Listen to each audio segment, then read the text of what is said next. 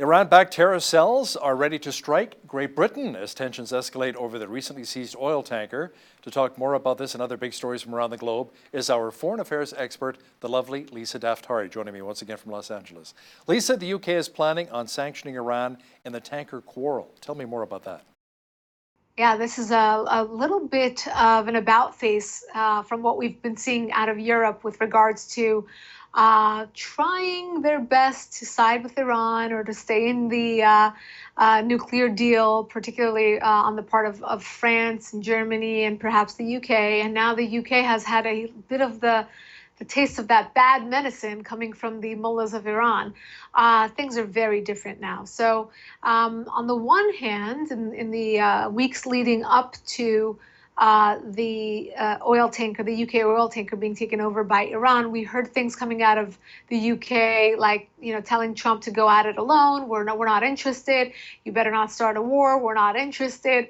And now it looks like they're being dragged into the war themselves, independently of the U.S. It looks like their beef with the Iranians are their own beef with the Iranians. So oil tanker was captured. The UK obviously making very stern threats and drawing very, very red lines and making the Iranians very well aware of that. But in exchange, the Iranians are doing the same, making threats that they are prepared to have their proxies go out and launch attacks against the UK, whether it's maritime or otherwise.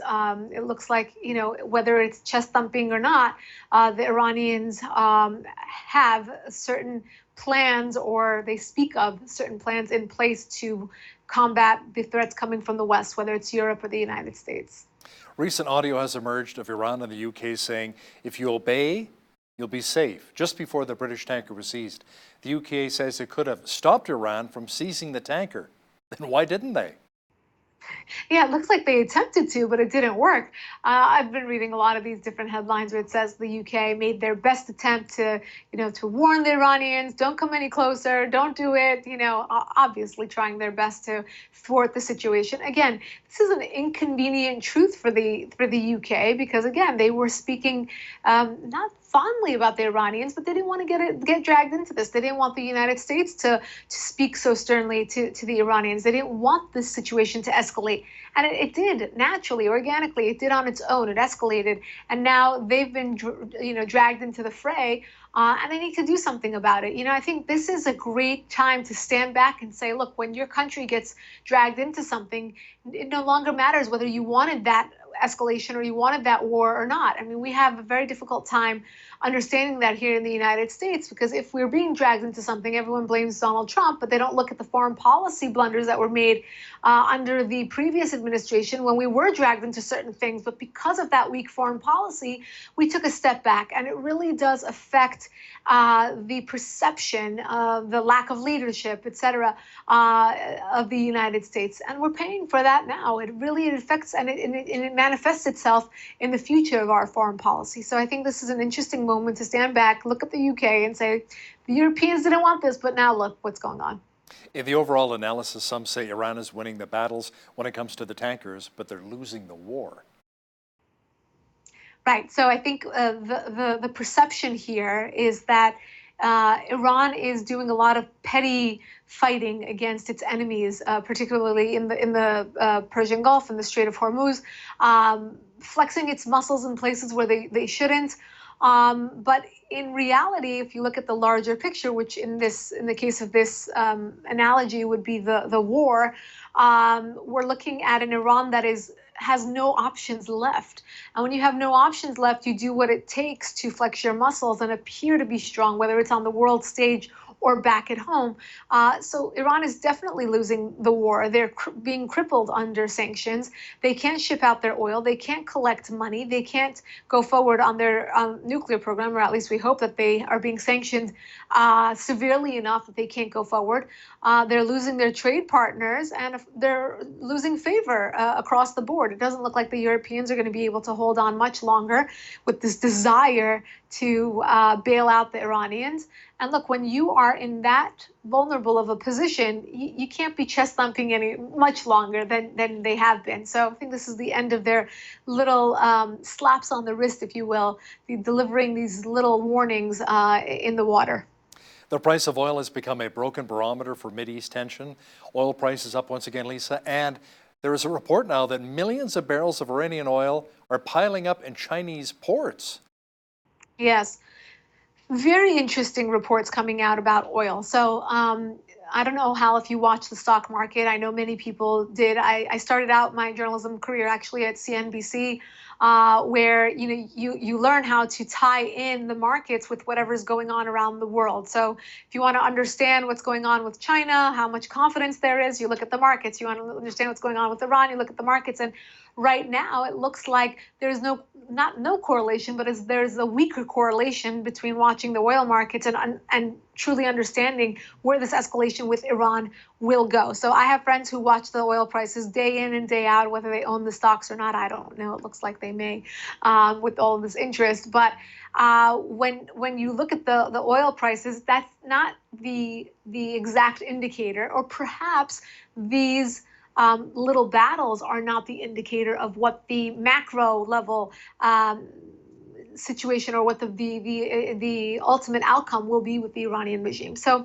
we'll have to take a much broader approach, look at what's going on, and see how, whether the Europeans or the Chinese or the US will react to the changing faces of the Iranian regime, and how that oil that's sitting in China, what will that eventually end up being? Will that be reserves? Will China end up paying for that? Will Iran be able to collect if the sanctions are loosened? I think that's what they're betting on. They're betting on that rainy day, but yet to be seen when that will be. Lisa, there was a recent report from the Washington Post saying that hundreds of Islamic State militants are slipping back into Iraq. They say their fight is not over. No, lots of reemergence of ISIS stories going on right now. And it makes perfect sense, right? Wherever you have a political vacuum, wherever you have a space for these insurgencies, they will grow. And remember, go back to 2014, what we used to say about ISIS is that they are the most well-organized, well-oiled, do-it-yourself jihadi group. They have what it takes to actually set up an Islamic State. That's what they were after. They're not just a pickup team. Another sports analogy. Here we go again.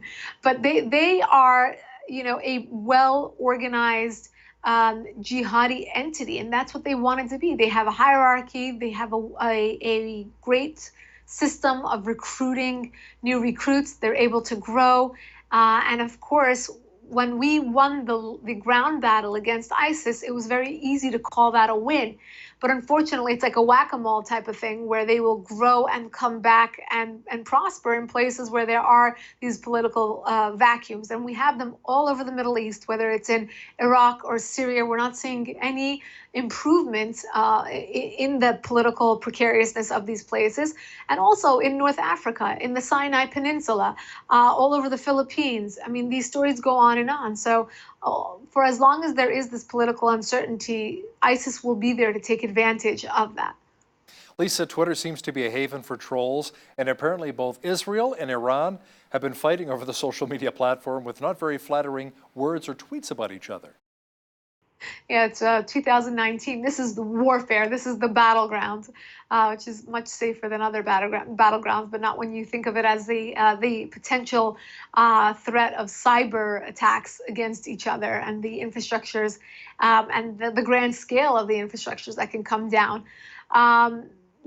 Both Iran and Israel are countries that have relied on social media to kind of get their message out, whether it's Bibi Netanyahu sitting behind, his desk and putting out a message to the world, or he's even spoken directly to the Iranian people saying that our fight's not against you, it's against your government. And Iran, of course, we see Foreign Minister Zarif or President Rouhani taking to Twitter, shutting the Iranian people out of these social media platforms, but definitely using it themselves to get their message of propaganda out. So it's no surprise that now they're using this against each other, to deliver stern messages against each other, and to communicate in that way. We've also seen, let me say, on the flip side, pages that express solidarity between the people of Israel and Iran. We've seen the, different teams of chess players, basketball players. I'm trying to think back to all the different, factions of people and celebrities that have gotten together and shown solidarity both in Iran and in Israel to show that they're not for a war, but they are actually friends and they have more in common than we would think. I talked to a lot of the different agencies that are helping Christians around the world who are being persecuted, including Open Doors, A Voice of the Martyrs, and at the top of the list is always Pakistan, and then China, North Korea.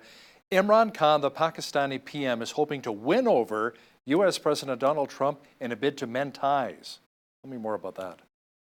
Yeah, Pakistan has been a frenemy of the United States for many years. So they've definitely been on the short list of those countries receiving foreign aid, but definitely also been on the short list of countries harboring terrorists, going against their minorities, as you said, not cracking down on human rights abuses, and most importantly, I think the Osama bin Laden story tells the best, is the best example of what they've been doing, getting the checks, but not really paying their share of that friendship or that relationship between the two countries. So ever since Nikki Haley, President Trump, these individuals, John Bolton, who are very, very hawkish, about writing checks and not getting any benefit out of those foreign aid checks, have cracked down. Pakistan has seen a big brunt of that, meaning that they will no longer enjoy this relationship with the United States if they don't pay their share. So I think this is a very important meeting.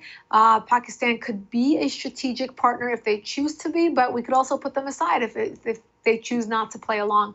Also, you want to note that they have their own issues with India, with their neighbors, so it behooves them to have an ally here in the West. We recently celebrated the 50th anniversary of Apollo 11 with the U.S. landing on the moon back in '69. Now there's word now that India is set to reattempt a moon mission launch. Yes, this is all over the headlines now. You wouldn't think that you'd hear this from India with all of their own internal issues, poverty, etc., fighting many different fronts, both on their borders and internally.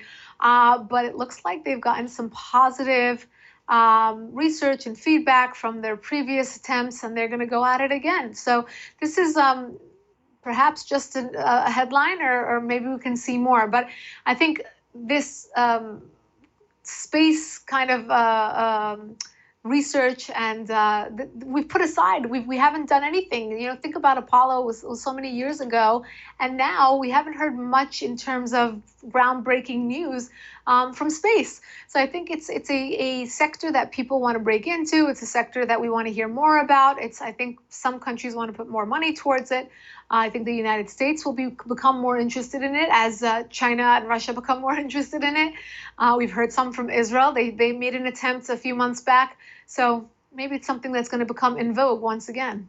Now here's a bit of a bizarre story. Backpackers were expelled from Venice, Italy for brewing coffee on the banks of the Grand Canal.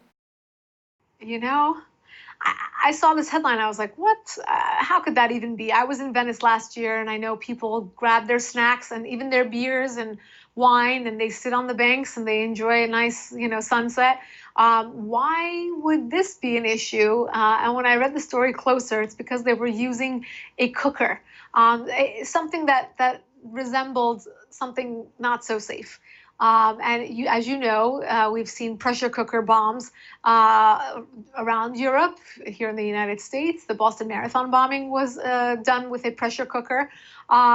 So, it goes against what Italy calls a zero tolerance policy. Italy has been tremendous. I don't know, they haven't gotten enough,